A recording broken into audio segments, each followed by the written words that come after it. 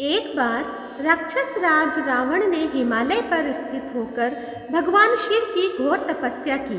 उस राक्षस ने अपना एक एक सिर काट काट कर शिवलिंग पर चढ़ा दिए। इस प्रक्रिया में उसने अपने 9 सिर चढ़ा दिए तथा 10वें सिर को काटने के लिए जब वह उद्यत हुआ तब तक भगवान शंकर प्रसन्न हो उठे। प्रकट होकर भगवान शिव ने रावण के 10 सिरों को पहले की ही भांति कर दिया। उन्होंने रावण से वर मांगने के लिए कहा। रावण ने भगवान शिव से कहा कि मुझे इस शिवलिंग को ले जाकर लंका में स्थापित करने की अनुमति प्रदान करें। शंकर जी ने रावण को इस प्रतिबंध के साथ अनुमति प्रदान की कि यदि इस लिंग को ले जाते समय रास्ते में धरती पर रखोगे तो यह वहीं स्थापित हो जाएगा।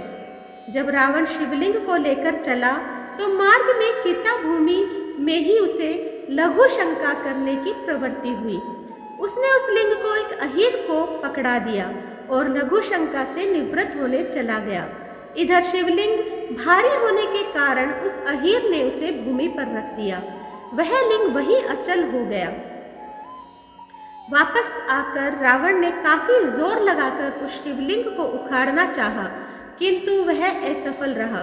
अंत में वह निराश हो गया और उस शिवलिंग पर अपने अंगूठे को गड़ाकर लंका के लिए खाली हाथ ही चल दिया। इधर ब्रह्मा, विष्णु, इंद्र आदि देवताओं ने वहां पहुंचकर उस शिवलिंग की विधिवत पूजा की। उन्होंने शिवजी का दर्शन किया और लिंग की प्रतिष्ठा करके स्तुति की। उसके बाद वे स्वर्गलोक को चले गए। कोटि रुद्र संहिता के अनुसार कथा। श्री शिव महापुराण के कोटि रुद्र संहिता के में श्री वैद्यनाथ ज्योतिर्लिंग की कथा इस प्रकार लिखी गई है। राक्षस राज रावण अभिमानी तो था ही, वह अपने अहंकार को भी शीघ्र प्रकट करने वाला था। एक समय वह कैलाश पर्वत पर भक्ति भाव पूर्वक भगवान शिव की आराधना कर रहा था। बहुत दिनों तक आराधना करने पर भी जब भगवान शिव उस पर प्रसन्न नहीं हुए तब वह पुनः दूसरी विधि से तप साधना करने लगा।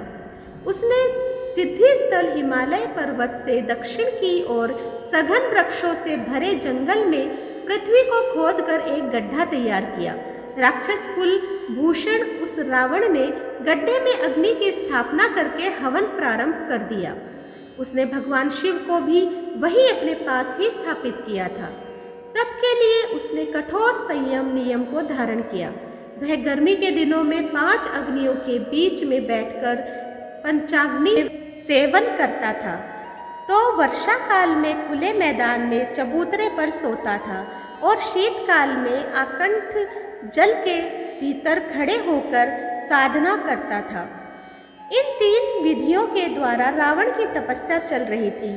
इतने कठोर तप करने पर भी भगवान महेश्वर उस पर प्रसन्न नहीं हुए। ऐसा कहा जाता है कि दुष्ट आत्माओं द्वारा भगवान को रिझाना बड़ा कठिन होता है।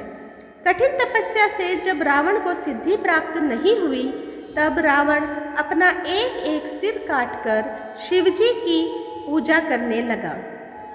वह शास्त्र विधि से भगवान की पूजा करता और उस पूजन के बाद अपना एक मस्तक काटता तथा भगवान को समर्पित कर देता था। इस प्रकार क्रमशः उसने अपने 9 मस्तक काट डाले। जब वह अपना अंतिम 10वां मस्तक काटना ही चाहता था तब तक भक्त वत्सल भगवान महेश्वर उस पर संतुष्ट और प्रसन्न हो गए। उन्होंने साक्षात प्रकट होकर रावण के सभी मस्तकों को स्वस्थ करते हुए उन्हें पूर्ववत जोड़ दिया। भगवान ने राक्षस राज रावण को उसकी इच्छा के अनुसार अनुपम बल और पराक्रम प्रदान किया। भगवान शिव का कृपा प्रसाद ग्रहण करने के बाद नतमस्तक होकर विनम्र भाव से उसने हाथ जोड़कर कहा, देवेश्वर, आप मुझ पर प्रसन्न होइए। मैं आपकी शरण में आया हूँ और आपको लंका में ले चलता हूँ। आप मेरा मनोरथ सिद्ध कीजिए। इस प्रकार रावण के कथन को सुनकर भगवान शंकर असमंजस की स्थिति में पड़ गए। उन्होंने उपस्थित धर्म संकट को टालने के लिए अनमने होकर कहा, राक्षस राज, तुम मेरे इस उत्तम लिंग को भक्ति भाव पूर्वक अपनी राजधानी में ले जाओ, किंतु यह ध्यान रखना, रास्ते में तुम इसे यदि पृथ्वी पर रखोगे तो यह वही अचल हो जाएगा। अब तुम्हारी जैसी इच्छा हो वैसा करो।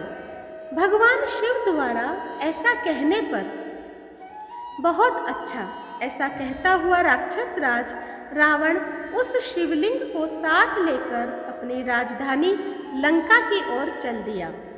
भगवान शंकर की माया शक्ति के प्रभाव से उसे रास्ते में जाते हुए मूत्रोत्सर्ग की प्रबल इच्छा हुई।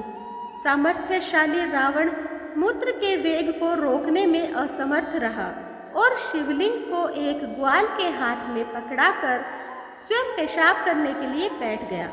एक मुहूर्त बीतने के बाद वह ग्वाला शिवलिंग के भार से पीड़ित हो उठा और उसने लिंग को पृथ्वी पर रख दिया। पृथ्वी पर रखते ही वह मणिमय शिवलिंग वही पृथ्वी में स्थिर हो गया। जब शिवलिंग लोक कल्याण की भावना से वही स्थिर हो गया, तब निराश होकर रावण अपनी राजधानी की ओर चल दिया।